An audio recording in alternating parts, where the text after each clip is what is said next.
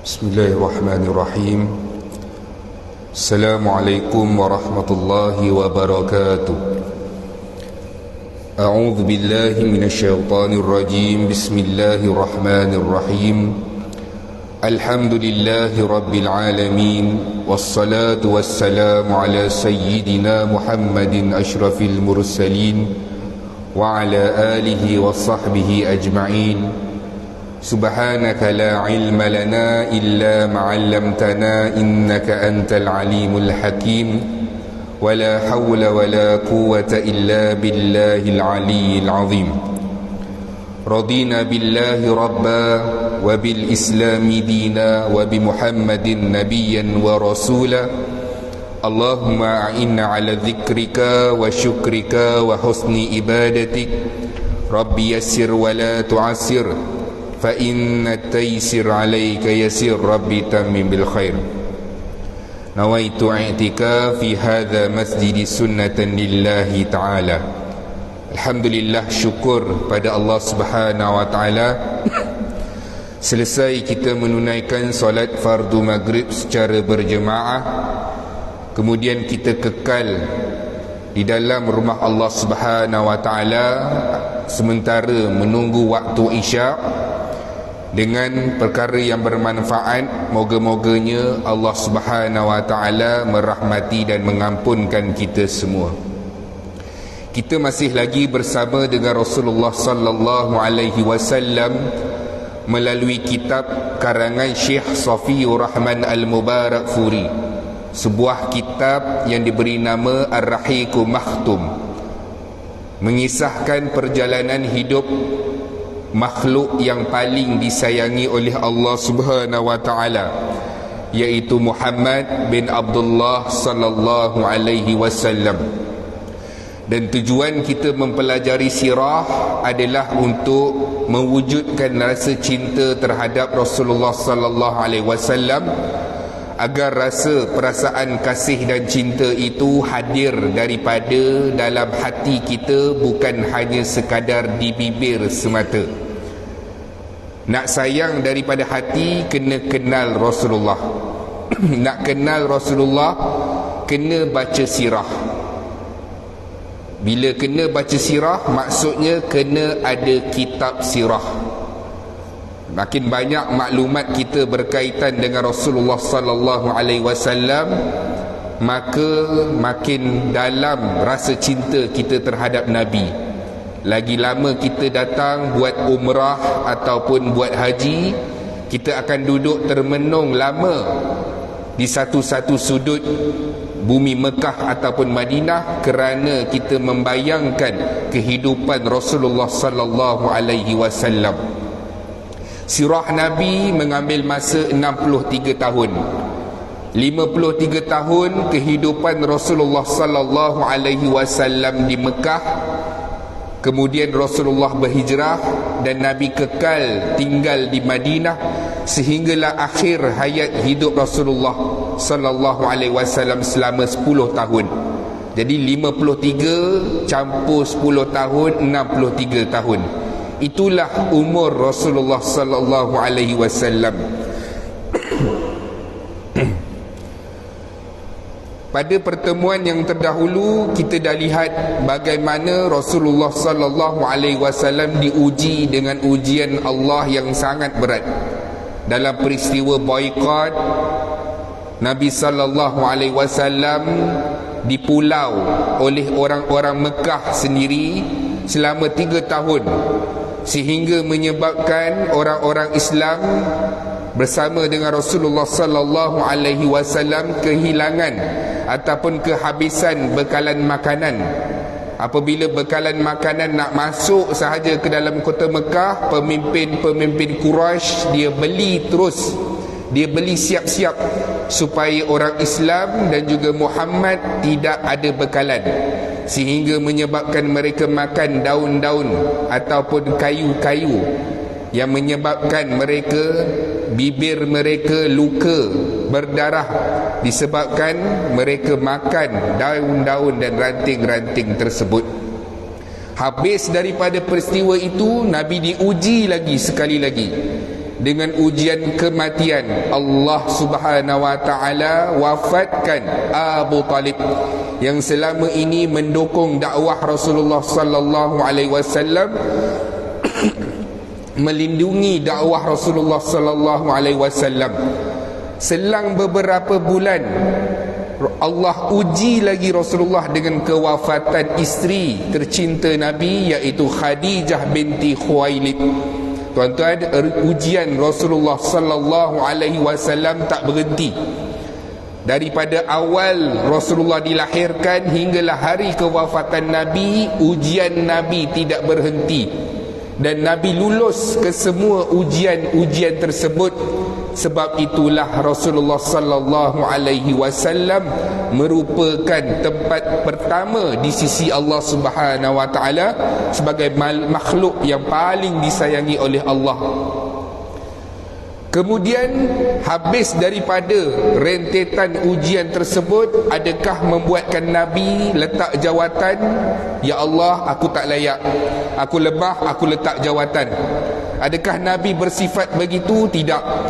Nabi terus memikirkan di mana Nabi nak letakkan dakwah ini, dekat mana lagi kawasan yang Nabi lihat sesuai untuk Nabi sebarkan Islam. Nabi tengok orang-orang Mekah ini keras sangat, kuat sangat mereka lawan Islam, sehingga sebahagiannya ada yang diseksa. Nabi tengok satu tempat, iaitu tempat itu namanya adalah Taif. Tuan-tuan, Nabi pergi ke Taif, berdakwah di situ selama 10 hari. Berapa ramai yang masuk Islam? Jawapannya kosong. Tak ada seorang pun yang menerima pelawaan dakwah Rasulullah sallallahu alaihi wasallam. Sabarnya Nabi kita sallallahu alaihi wasallam. Habis daripada peristiwa tersebut, Nabi pulang semula ke Mekah. Dalam keadaan ketika itu Zaid bin Harisah tanya kepada Nabi, ya Rasulullah, betul ke kita nak masuk ke dalam Mekah ni? Dekat Mekah kita dah tak ada Abu Talib yang melindungi kita selama ini. Kamu akan pasti dilukai oleh orang-orang Quraisy. Ya Rasulullah, betul kita nak masuk Mekah ni? Lalu Nabi sallallahu alaihi wasallam kata kepada Zaid bin Harisah, wahai Zaid, sesungguhnya Allah lah yang akan menjadi penolong sebenarnya buat kita.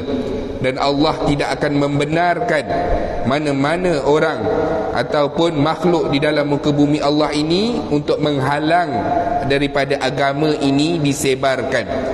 Tuan-tuan, hari ini kita akan sambung. Kita nak lihat bagaimana Rasulullah sallallahu alaihi wasallam sebarkan Islam. Kali ini bukan kepada orang-orang Mekah, tapi orang yang luar daripada Mekah. Sebab apa? Tiap-tiap tahun orang-orang semenanjung tanah Arab, mereka akan datang ke Mekah, akan pergi ke Kaabah, akan buat haji. Mereka akan buat haji, tuan-tuan. Haji dan umrah telah pun wujud sebelum Rasulullah sallallahu alaihi wasallam dilahirkan lagi. Bezanya mereka telah pun mengubah ibadah haji ataupun umrah tersebut. Mereka tawaf sa'i dalam keadaan telanjang. Mereka letak berhala di kawasan sa'i. Apabila lalu lintas di berhala tersebut, mula-mula mereka akan menunduk-nundukkan kepala mereka, dan akhirnya mereka terus menyembah berhala tersebut. Itulah perkara kesyirikan yang bangsa Arab pada ketika itu lakukan. Nabi rancang, Nabi tengok tahun itu adalah tahun Zulqaedah pada 10 tahun kenabian. Nabi tahu orang-orang luar akan datang buat haji, tuan-tuan. Maka Nabi susun dakwah Nabi. Nabi susun dakwah Nabi. Nabi pergi kabilah ke kabilah. Kemah kabilah sekian, kemah kabilah sekian. Macam hari inilah, tuan-tuan, kita tengok orang buat haji, ada maktab ni, ada umrah negara ni, kemah negara ni. Begitulah juga zaman Rasulullah sallallahu alaihi wasallam. Nabi pergi ke kabilah Bani Amir, Nabi pergi ke kabilah Bani Amir bin Sa'ah, Nabi pergi ke kabilah Bani Muharrib, Nabi pergi ke kabilah Bani Hanifah, dan juga daripada orang-orang daripada Hadral Maut. Kita bayangkan macam mana hari ini suasana haji, begitulah juga suasana di mana Rasulullah datang kemah ke kemah.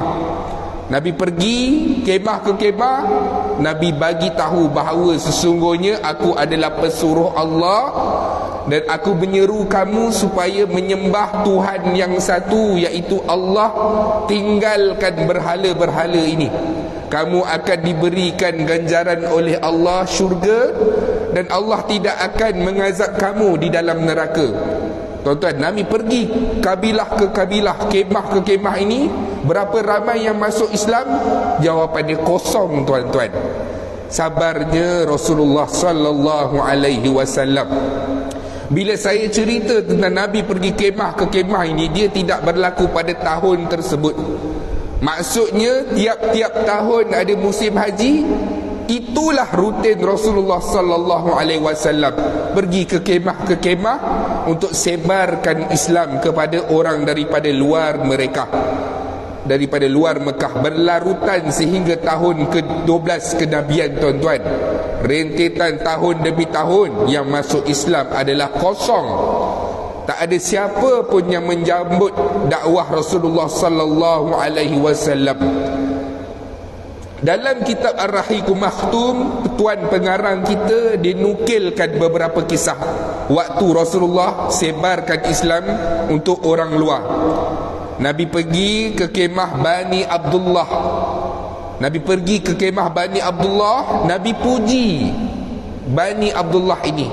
Nabi kata, nama ahli keluarga kamu ini adalah nama yang baik dan terpuji. Kabilah Bani Abdullah, hamba Allah, masuklah Islam. Aku menyeru kepada kamu untuk menyembah Allah dan tinggalkan berhala, dan sesungguhnya aku ini adalah pesuruh Allah. Tuan-tuan, kabilah tu tolak Rasulullah sallallahu alaihi wasallam. Nabi pergi ke kemah yang seterusnya, Bani Amir bin Sa'ah. Seorang Bahirah ini, tuan-tuan, dia tanya, kalaulah kami masuk Islam, Muhammad, apa yang kamu nak bagi kepada kami? Jawatan ke, pangkat ke, ada tak? Ini belum bertanding lagi dah minta portfolio nak jadi menteri. Dia tanya kepada Muhammad, ya wahai Muhammad, ada tak jawatan yang kalau kami masuk Islam, ada tak apa habuan-habuan dunia yang akan kami dapat? Lalu Rasulullah sallallahu alaihi wasallam jawab, sesungguhnya semua urusan itu adalah di tangan Allah Subhanahu wa taala. Kemudian bila Bani Amir bin Sa'ah ini dia balik, tuan-tuan, pada kaum dia, ke kampung dia, lalu mereka ceritakan kisah di mana seorang lelaki mengaku menjadi Rasul, ajak kita sembah Allah, tinggalkan berhala. Lalu seorang tua yang hidup dalam kabilah tersebut, dia berkata, sesungguhnya yang datang kepada kamu itu adalah keturunan Ismail. Bagaimana kamu boleh tersalah fikir? Sepatutnya kamu kena ikut lelaki tersebut dan ikut ajaran dia. Dia adalah keturunan Ismail. Tuan-tuan, seorang tua bagi tahu kepada orang yang balik daripada Bani Amir ini, sepatutnya kamu kena beriman dengan lelaki tersebut. Dia adalah keturunan Ismail. Kemudian, tuan-tuan, Nabi sallallahu alaihi wasallam berdakwah lagi. Kali ini pengarang kitab cerita kepada kita bagaimana Nabi santuni orang-orang secara perseorangan. Pengarang kitab kita masukkan beberapa nama, antaranya Suhaib bin Samit. Suhaib bin Samit ini dia adalah penyair Arab dan dia disegani oleh orang-orang Arab. Zaman Rasulullah sallallahu alaihi wasallam, penyair ini dia ada kedudukan dia. ada kedudukan dan juga dipandang mulia di kalangan kabilah-kabilah mereka. Sebab ada penyair yang mana kalau nak berperang sekalipun, sebelum berperang dia pergi hantar penyair ni untuk menyampaikan syair-syair dia supaya apa? Melemahkan lawan dan pihak musuh yang mereka nak serang tersebut. Suhaib bin Samit ini dia jumpa Rasulullah sallallahu alaihi wasallam.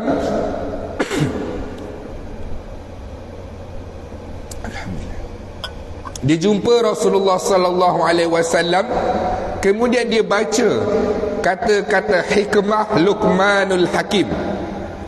Dia cerita, dia bacakan kata-kata hikmah Luqmanul Hakim kepada Rasulullah sallallahu alaihi wasallam.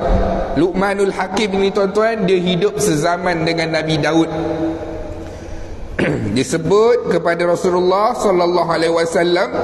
Kemudian Nabi kata, wahai Suhaib, mahu tak kamu aku ceritakan ataupun aku bacakan perkataan yang lebih baik lagi daripada perkataan yang kamu sebutkan ini.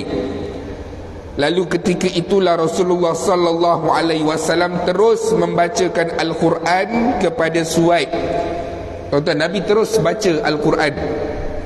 Sebab apa? Sebab orang Arab sudah pun dipesan, kalau Muhammad bacakan sesuatu ataupun lalu jumpa Muhammad, tutup telinga kamu dengan kapas. Tutup telinga kamu, jangan dengar. Kerana itu adalah ayat-ayat sihir yang akan memisahkan ibu dengan anak dia, suami dengan isteri dia, adik-beradik dengan keluarga dia. Maka jangan dengar, itu adalah perkataan sihir yang memisahkan. Lalu Nabi terus, bila Suhaib ni dia nak dengar, Nabi terus baca Al-Quran, tuan-tuan. Lalu Suhaib ini masuk Islam. Bila dia masuk Islam, tuan-tuan, dia terbunuh dalam satu peperangan Bu'az di antara Aus dan juga Khazraj. Setelah itu, kisah yang seterusnya, Rasulullah sallallahu alaihi wasallam mengislamkan seorang remaja yang bernama Iyas bin Mu'az daripada Aus. Pada tahun tersebut dia datang ke Mekah bukan untuk buat umrah ataupun haji. Dia datang untuk jumpa dengan pimpinan-pimpinan Quraisy, bagi tahu untuk nak buat satu pakatan. Sebab apa? Dia daripada Aus. Aus dan Khazraj ini berperang puluhan tahun. Berperang, tuan-tuan. Aus ni dia lebih kecil jumlah dia daripada Khazraj. Maka Iyas ni daripada Aus datang ke Mekah untuk membuat persetujuan nak jumpa dengan orang-orang Mekah supaya tolong mereka berperang lawan dengan Khazraj. Kemudian dia berjumpa dengan Rasulullah sallallahu alaihi wasallam. Nabi bacakan Al-Quran kepada Iyas bin Mu'az, maka Iyas bin Mu'az masuk Islam, tuan-tuan. Itulah mukjizat Al-Quran. Sebab apa, tuan-tuan? Al-Quran ini dia bukan makhluk. Dia datang daripada Allah. Al-Quran kalamullah, kata-kata Allah. Maka dia ada sesuatu di situ. Dia bukannya karangan manusia, datangnya daripada Allah. Sebab tu kita tengok sebahagian orang daripada Jepun yang ramai masuk Islam, bukan sebab dia didakwahkan ataupun dia melihat akhlak orang Islam, bukan. Sebahagiannya dia membaca tafsiran Al-Quran, baca terjemahan, tuan-tuan. Dari baca terjemahan daripada awal dan akhir.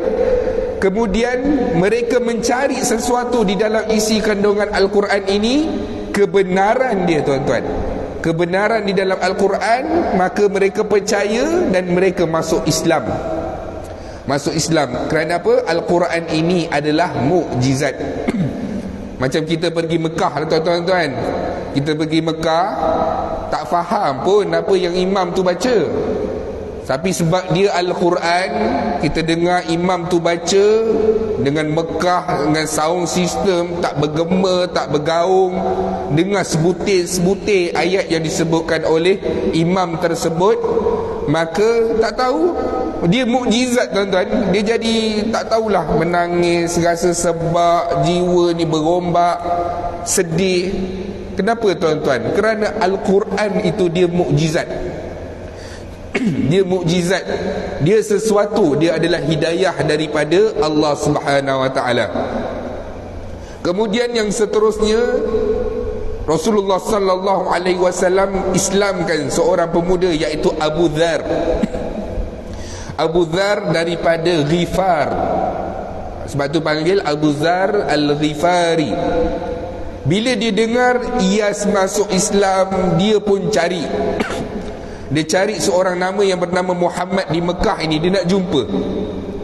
Bila sampai di kota Mekah, Abu Dzar tanya, di mana Muhammad? Kalau orang itu adalah musyrikin, mereka tak akan bagi tahu di mana Muhammad. Sebab apa? Tak nak bagi Muhammad ni sebarkan Islam kepada lelaki tersebut. Tapi kalau orang yang ditanya itu adalah Islam, mereka pun tidak akan bagi tahu di mana Muhammad, kerana bimbang dan khawatir keselamatan Rasulullah sallallahu alaihi wasallam. Kalau musyrikin dia tak bagi tahulah. Sebab apa? Sebab tak nak Nabi sebarkan Islam. Kalau Islam pula pun tak nak bagi tahu, sebab keselamatan Nabi. Lalu Ali bin Abi Talib ini jemput Abu Dzar untuk duduk rumah dia beberapa hari. Sampailah dia tengok dan yakin Abu Dzar ini ada niat yang baik kepada Rasulullah sallallahu alaihi wasallam, dan akhirnya dibawa berjumpa dengan Rasulullah sallallahu alaihi wasallam dengan melalui jalan rahsia. Dalam kitab Ar-Rahiqul Maktum disebutkan, contohlah tuan-tuan, kita daripada sini nak pergi SPRM, lalu jalan terus, traffic light, lepas McD, belok kiri. Tapi nak pergi jumpa Rasulullah sallallahu alaihi wasallam tak boleh ikut jalan tu. Dia ada call sign dia. Masuk kanan, kemudian masuk pintu ni, dia ada rahsia, jalan rahsia, lorong tikus. Sebab apa? Nak rahsiakan kedudukan Rasulullah sallallahu alaihi wasallam. Jadi bila dah jumpa dengan Nabi sallallahu alaihi wasallam, Abu Dzar masuk Islam. Abu Dzar masuk Islam. Lepas Abu Dzar masuk Islam, dia pergi ke Kaabah, dia nyatakan keislaman dia. Masalah besar lah tuan-tuan. Sebab apa? Dia dah masuk Islam, dia pergi ke Kaabah, dia bagi tahu dia sudah pun Islam. Maka orang-orang musyrikin yang dengar pada ketika itu datang kepada Abu Dzar, pukul Abu Dzar, cederakan Abu Dzar, belasah Abu Dzar. Sehinggalah dilihat oleh bapa saudara Rasulullah sallallahu alaihi wasallam, iaitu Abbas bin Abdul Muttalib. Bapa saudara Nabi ni kenal dengan Abu Dzar ni yang daripada Ghifar. Dia kata, wahai orang-orang Mekah, berhenti daripada memukul lelaki ini. Kamu tak kenal ke lelaki ini siapa? Dia adalah seorang pemuda daripada Ghifar. Kalaulah mati seorang Ghifar ini, habislah orang-orang Mekah.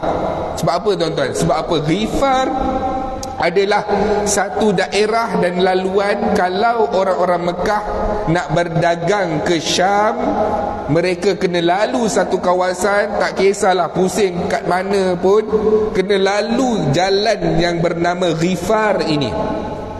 Kalau matilah si Ghifar ini seorang ni, maka ianya adalah masalah besar untuk orang-orang Mekah berdagang ataupun mengambil barang-barang dagangan daripada Syam. Sebab apa? Ghifar akan sekat. Sebab apa? Bunuh orang Ghifar. Maka Abu Dzar pada ketika itu dilepaskan.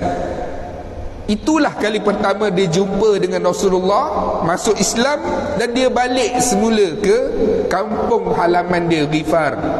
Tuan-tuan, dia balik ke Ghifar lepas Nabi berhijrah, lepas perang Badar, lepas perang Uhud. Abu Dzar tak pun balik-balik semula jumpa Rasulullah sallallahu alaihi wasallam. Lamanya tuan-tuan, sekali tu je jumpa Nabi, kemudian dia balik.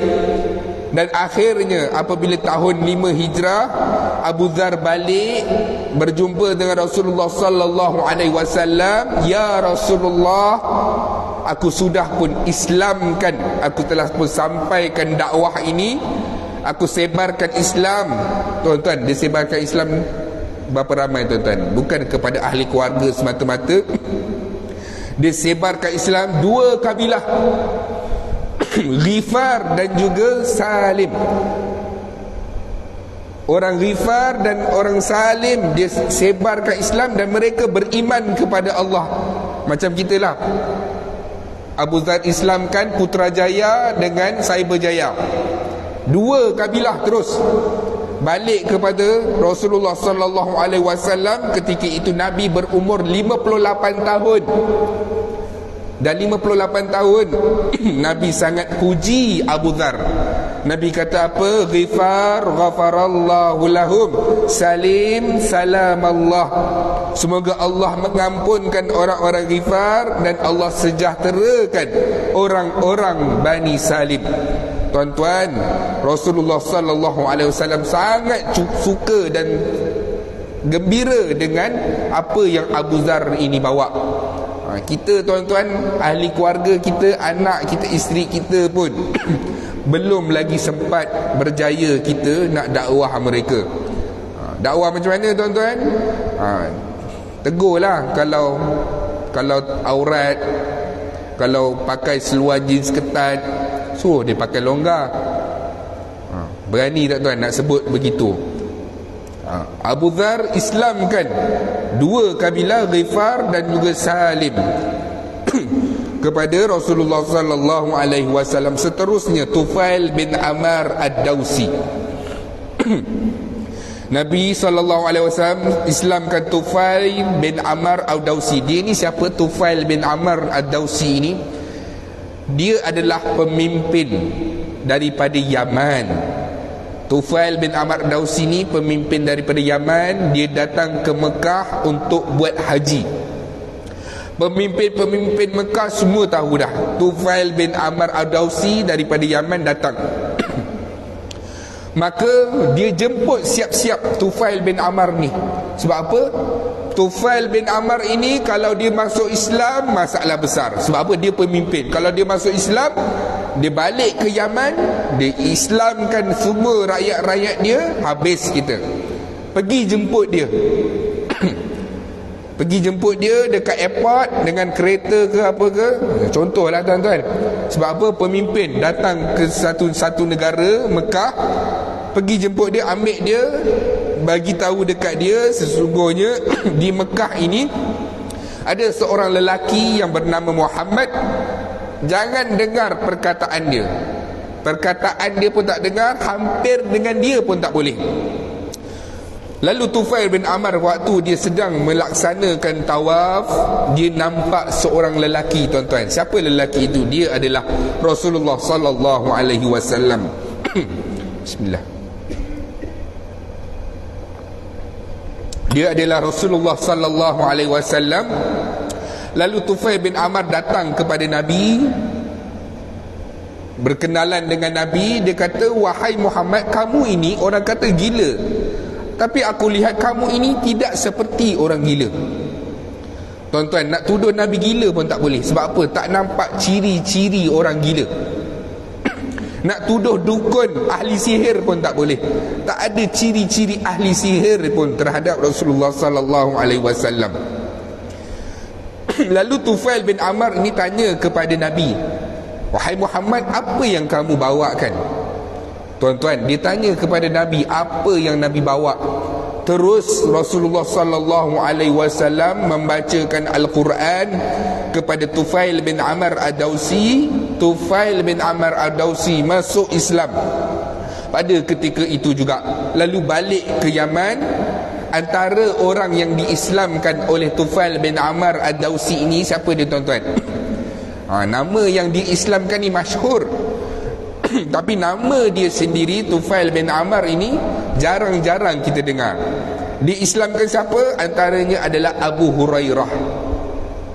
Baru kita tahu hari ini rupanya Abu Hurairah itu diislamkan oleh siapa? Tufail bin Amr ad-Dawsi. Kemudian yang seterusnya Dumad al-Azdi. Siapa Dumad al-Azdi ini? Dia ini adalah perawat ataupun tok bomoh dukun daripada kabilah Syanu'ah, daripada Yaman. Bila dia dengar dekat Mekah ni ada nama Muhammad ini gila dan sebagainya, Dumad al-Azdi dia kata, aku nak pergi berubat Muhammad. Dahsyat tuan-tuan. Dia kata dekat Mekah ni ada orang gila nama Muhammad. Tak apa, aku nak berubat Muhammad. Aku nak ubat dia ni supaya dia ni sihat. Dia pula yang nak ubatkan Rasulullah. Kemudian dia datang berjumpa dengan Nabi sallallahu alaihi wasallam. Dia datang kepada Nabi. Apa yang berlaku? Tuan-tuan, dia pula yang kena ubat dengan daripada Nabi. Sebelum sempat dia jampi Rasulullah sallallahu alaihi wasallam, Nabi dah dulu bacakan Al-Quran kepada Dumad al-Azdi ini. Bacakan Al-Quran ataupun beberapa potong doa daripada Rasulullah sallallahu alaihi wasallam. Nabi sallallahu alaihi wasallam membacakan doa kepada dia. Segala puji bagi Allah, kami memujinya dan memohon pertolongannya. Sesiapa yang diberi petunjuk oleh Allah, maka tidak ada sesiapa pun yang dapat menyesatkannya. Manakala seseorang barang siapa yang disesatkan oleh Allah, maka tidak akan ada orang pun yang dapat menyelamatkan dan memberi petunjuk kepadanya. Aku bersaksi bahawa tiada Tuhan kecuali Allah dan sekutunya, dan aku bersaksi bahawasanya Muhammad itu adalah pesuruh Allah Subhanahu wa taala. Kemudian Dumad al-Azdi ni minta, ya wahai Muhammad, boleh ulang lagi? 2 kali Nabi jampi dia dengan doa ini. Dan akhirnya Dumad al-Azdi ini dia pun menerima Islam. Sesungguhnya aku telah pun mendengar, Dumad al-Azdi ni kata, aku sudah pun mendengar perkataan ucapan sihir dan mentera yang dibacakan oleh orang-orang. Tidak sedikit pun ucapan yang engkau ucapkan ini seperti itu. Apatah lagi aku ini menguasai bahasa kamus yang lebih baik. Maka hari ini aku beriman kepada kamu wahai Muhammad. Akhirnya tuan-tuan, Dumad al-Azdi ini dia pun masuk Islam. Kemudian Rasulullah sallallahu alaihi wasallam pergi ke kemah yang seterusnya. Pada kemah yang tersebut tuan-tuan adalah kemah orang-orang daripada Yathrib, iaitu nama kepada Madinah. Nama sebelumnya adalah Yathrib. Nabi pergi, Nabi santuni mereka. Nabi tanya kepada mereka, kamu daripada mana? Kami daripada Yathrib. Kemudian Rasulullah sallallahu alaihi wasallam sebarkan Islam. Nabi kata, aku adalah pesuruh Allah, mahu tak kamu beriman? Tuan-tuan, orang-orang Yathrib ini, yang dalam itu ada 6 orang, terima dakwah Rasulullah sallallahu alaihi wasallam pada ketika itu juga. Ini yang peliknya tuan-tuan. Kenapa ya kabilah lain tolak, bila daripada Yathrib mereka terima? Antara sebabnya, orang-orang Yathrib ini, di Yathrib ini ataupun Madinah ini ada orang-orang Yahudi. Bila ada orang-orang Yahudi, mereka ini daripada zaman keturunan nenek moyang mereka telah pun diberitahu oleh orang-orang Yahudi ini akan lahir datangnya seorang Nabi daripada bangsa kami. Akan ada datang seorang Nabi daripada bangsa kami. Nabi itu akan bersama kami membunuh orang-orang Arab. Tuan-tuan, kalau Nabi itu datang daripada Yahudi sekalipun, mustahil Nabi itu akan membunuh manusia-manusia ataupun umat dia, tuan-tuan. Bila orang-orang Yathrib ni dengar bahawasanya Nabi itu datangnya daripada Arab, orang-orang Quraisy daripada Mekah, maka mereka berkata, sebelum Yahudi tersebut beriman dengan Nabi ini, Kitalah yang sebaiknya beriman kepada Nabi ini. Antara yang berada di dalam kemah itu adalah Auf bin Harith, Asad bin Durarah, Rafi' bin Malik, Khutbah bin Amir dan Uqbah bin Amir. Ramai yang masuk Islam tuan-tuan, dan mereka ini balik semula ke Yathrib, sebarkan Islam. Bila dah terlalu ramai yang masuk Islam, Nabi hantar nakib, ketua, untuk ajarkan mereka ini seelok-belok ajaran agama ini. Nabi hantar Mus'ab bin Umar dan juga Abdullah bin Umi Maktum ke Yathrib untuk menjadi nakib, ajarkan mereka berkaitan dengan Islam. Bila sebut Yahudi tuan-tuan, hari ini kita tengok apa yang berlaku di Israel. Apa yang berlaku di Israel. Daripada zaman dahulu lagi mereka ini bermegah-megah bahawa sesungguhnya Allah memuliakan bangsa mereka. Di mana Allah memuliakan bangsa mereka, bila kita lihat Taurat, Injil dan Zabur yang diturun kepada Nabi Musa, Isa dan Daud kepada Bani Israel, betapa angkuhnya mereka, betapa Allah sebenarnya memanjakan Bani Israel ini tuan-tuan. Saya ambil sikit sahaja daripada kisah Nabi Musa. Habis selesai daripada ujian, Nabi Musa dikejar oleh Fir'aun dan tenteranya, lalu di satu laut kemudian membelah laut tersebut.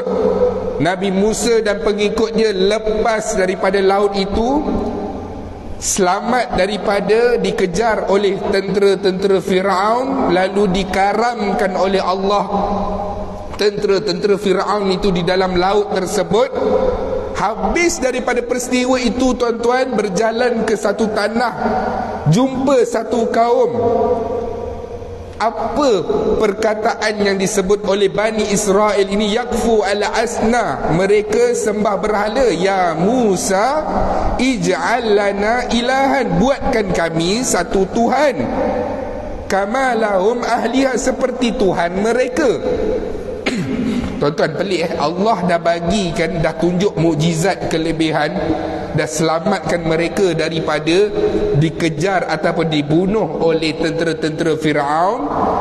Baru je habis tadi, bila nampak orang lain sembah berhala, wahai Musa, boleh tak buatkan kami satu berhala macam kaum tersebut, kami nak sembah berhala tersebut. Lalu Nabi Musa jawab, antum qaumun jahilun, kamu ini betul-betul lah jahil. Kepada siapa?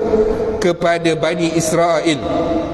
Habis daripada peristiwa tersebut, teruskan perjalanan, lalu dekat padang pasir, mereka merungut lagi.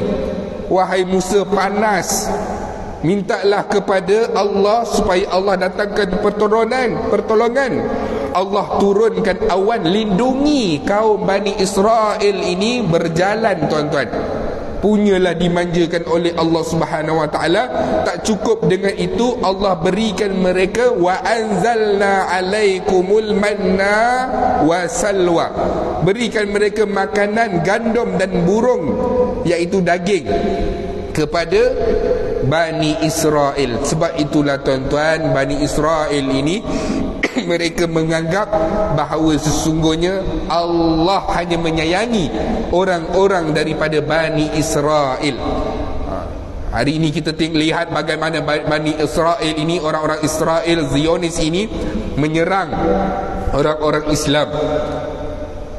Ini adalah pembunuhan besar-besaran yang dilakukan oleh orang-orang Israel.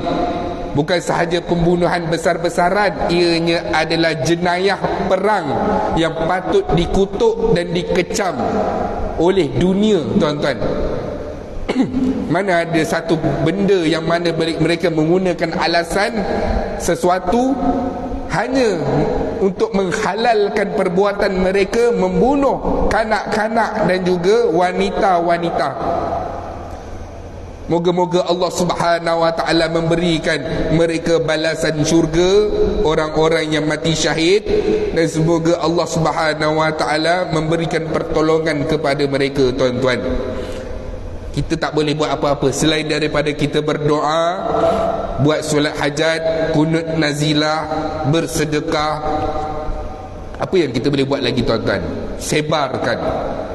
Di antara kita semua ada media sosial. Gunakan medan sosial itu tuan-tuan sebagai lapangan untuk kita sebarkan apa yang berlaku di Palestin tuan-tuan, supaya itulah sumbangan kita daripada sudut nilai fizikal ataupun secara zahirnya yang kita dapat buat, selain daripada kita berdoa kepada Allah Subhanahu wa taala. Begitulah tuan-tuan Bani Israel daripada zaman Nabi sallallahu alaihi wasallam dan nabi-nabi yang sebelumnya. Mereka ini sangat terkenal dengan pembunuh para nabi dan para rasul. Jadi sekadar itu tuan-tuan, insya-Allah kita sambung pada pertemuan yang seterusnya, iaitu peristiwa Isra dan Mi'raj. Selepas daripada peristiwa Rasulullah sallallahu alaihi wasallam Islamkan beberapa orang daripada luar daripada Mekah, kita akan masuk pada peristiwa Isra Mi'raj. Asbab daripada kita mendengar sirah Nabi sallallahu alaihi wasallam, Allah himpunkan kita juga nanti bersama dengan para nabi dan para rasul di mahsyar nanti. A'udzubillahi minasyaitonirrajim. Bismillahirrahmanirrahim. Alhamdulillahi rabbil alamin, wassalatu wassalamu ala asyrafil anbiya'i wal mursalin wa ala alihi wa sahbihi ajma'in. Ya Allah, ya Tuhan kami, ampunkanlah dosa-dosa kami, dosa kedua ibu bapa kami, dosa ahli keluarga kami, dosa rakan-rakan kami. Ya Allah, ya Tuhan kami, bantulah kami dalam mentaati perintah-Mu, bantulah kami dalam meninggalkan segala larangan-Mu. Ya Allah, ya Tuhan kami, terimalah amal ibadah kami, solat kami, puasa kami, zikir kami, bacaan Quran kami sebagai pahala yang diterima di sisi-Mu, wahai Allah. Ringankan sakit sakaratul maut kami, matikan kami dalam keadaan husnul khatimah, jangan matikan kami dalam keadaan su'ul khatimah. Ya Allah, ya Tuhan kami, jadikan alam kubur kami di antara taman-taman syurga, jangan jadikan alam kubur kami di antara lubang-lubang neraka. Ya Allah, ya Tuhan kami, bangkitkan kami dalam keadaan Engkau redha dengan kami.